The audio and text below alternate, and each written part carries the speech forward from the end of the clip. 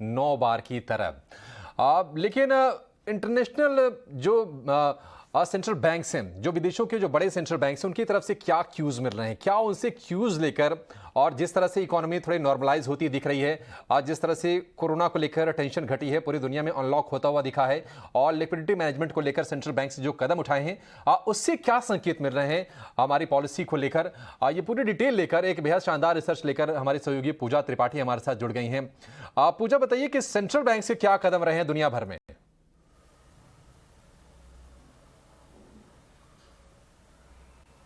जी, central bank ने काफ़ी सारे पॉइंट्स पर ऐसा हुआ है कि सेंट्रल बैंकों ने सरप्राइज किया है और उसी को देखकर एक कहीं ना कहीं संकेत ये भी मिल रहे हैं कि जिस तरह से भारत की इकोनॉमी में भी सुधार हुआ है। अभी हाल फिलहाल में हमने जीडीपी की ग्रोथ देखे और महंगाई के आंकड़े देखे, एक रिकवरी पाथ पर है इंडियन इकोनॉमी, तो उसको देखते हुए क्या आरबीआई भी सरप्राइज कर सकता है, ये एक बड़ा सवाल होगा। क्विकली हम आपको बता दें कि दुनिया भर के सेंट्रल बैंकों ने क्या किया है।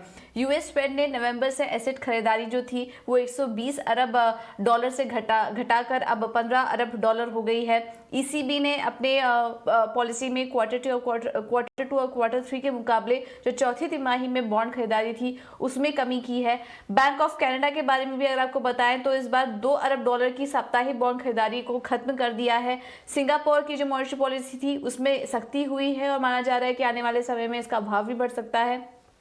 ऑस्ट्रेलिया की में बात करें तो यील्ड कर्व कंट्रोल की पॉलिसी को खत्म करने का फैसला ऑस्ट्रेलियाई सेंट्रल बैंक की तरफ से लिया गया है। अब आते हैं ब्राजील पर। मार्च से अब तक दरों में 6 बार बढ़ोतरी की है और 2021 में अब तक बात करें तो दरें अब 5.75% तक का उछाल वहां पर देखने को मिल सकता है। तो ब्राजील में लगातार बढ़त हो रही है।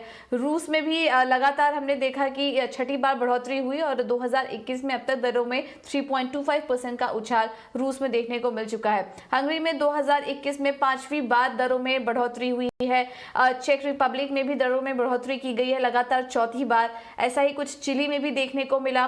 ब्याज दरों में लगातार तीसरी बार बढ़ोतरी हुई। पोलैंड में भी नवंबर समेत दरों में लगातार हम देख रहे हैं बढ़त देखने को मिली। तो काफी सारे सेंट्रल बैंक लगातार दरों में अपने हो सकता है कि आरबीआई सरप्राइज दे, ऐसा पूजा कह रही है, क्योंकि दुनिया भर के जो सेंट्रल बैंकर्स हैं उनके स्टेप इसी दिशा में रहे हैं कि इकोनॉमी शायद सामान्य स्थिति की तरफ बढ़ रही है और जो भी लिक्विडिटी दी गई थी, जो उनको मदद दी गई थी इकोनॉमी को एक बूस्ट देने के लिए, वो अब कदम वापस खींच रहे हैं। हमने यूएस फेड की तरफ से देखा, हमने ईसीबी की तरफ से देखा और दुनिया भर के तमाम जो सेंट्रल बैंक हैं, कहीं किसी देश में चार बार, कहीं 5 बार, कहीं 6 बार तक दरों में लगातार बढ़ोतरी होती हुई देखी गई है। हालांकि हमारा जो पोल ये कह रहा है कि इस बार दरों में बढ़ोतरी की आशंका नहीं है, संभावना नहीं है, और लेकिन आरबीआई शायद सरप्राइज कर सकता है, क्योंकि जो रिपोर्ट्स जो दुनिया भर के सेंट्रल बैंकर्स के कदम जो हमने आपको बताए हैं, इसका मेंशन आरबीआई ने अपनी रिपोर्ट में भी किया था, तो ये आपको जरूर ध्यान में